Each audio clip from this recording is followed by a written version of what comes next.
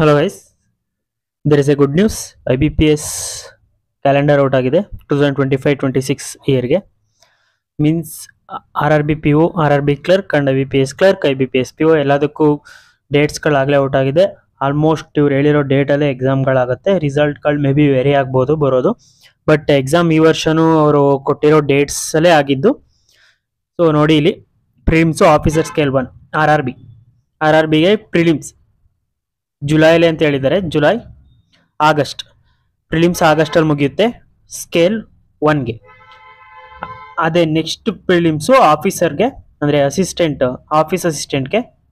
ನೋಡಿ ಇಲ್ಲಿ ಇದು ಮೇನ್ಸ್ಗೂ ಮುಂಚೆ, ಅಂದರೆ RRB PO ಮೇನ್ಸ್ಗೂ ಮುಂಚೆ ಅಂಡ್ RRB PO ಪ್ರಿಲಿಮ್ಸ್ ಆದಮೇಲೆ ಆಫೀಸ್ ಅಸಿಸ್ಟೆಂಟ್ ಪ್ರಿಲಿಮ್ಸ್ ಇದೆ.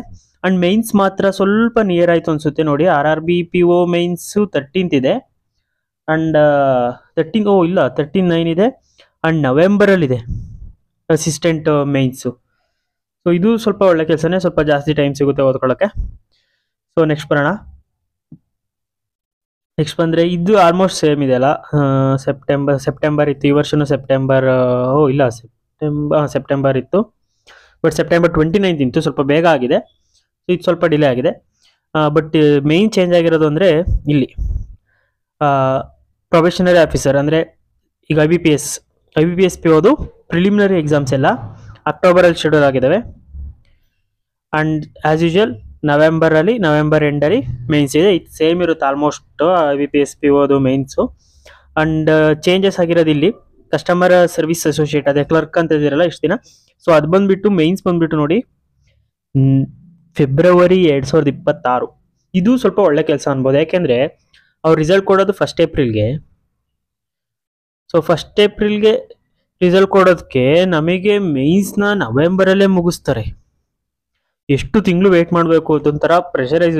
ಯಾವಾಗ ಬರುತ್ತೆ ರಿಸಲ್ಟು, ಏನು ವೇಕೆನ್ಸಿ ಅದು ಇದು ಅಂತ.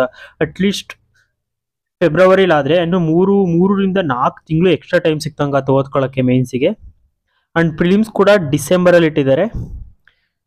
ವೆಲ್ ಪ್ಲಾನಡ್ ಅಂತ ಹೇಳ್ಬೋದು. ಆ್ಯಂಡ್ SBIಗೆ ಹೊರೆ ಆಗಂಗಿಲ್ಲ, ಯಾಕೆಂದರೆ SBI ಮೇ ಜೂನಿಗೆ ರಿಕ್ರೂಟ್ಮೆಂಟ್ ಮುಗಿಸಿದ್ರೆ SBI ಕ್ಲರ್ಕ್ SBI POನ, ಅದು ಮೇ ಬಿ ನೆಕ್ಸ್ಟ್ ಇಯರು ಡಿಸೆಂಬರಲ್ಲೇ ನೋಟಿಫಿಕೇಶನ್ ತರುತ್ತೆ ಅಂತ ನನ್ನ ಗೆಸ್ಸು. ಯಾಕೆಂದರೆ ಜೂನಿಗೆಲ್ಲ ರಿಕ್ರೂಟ್ ಮಾಡಿಬಿಟ್ಟು ಮತ್ತೆ ಆಗಸ್ಟ್ ಅಥವಾ ಸೆಪ್ಟೆಂಬರ್ ನವೆಂಬರಿಗೆಲ್ಲ ಅಷ್ಟು ಬೇಗ ನೋಟಿಫಿಕೇಶನ್ ತರೋಕ್ಕಾಗಲ್ಲ.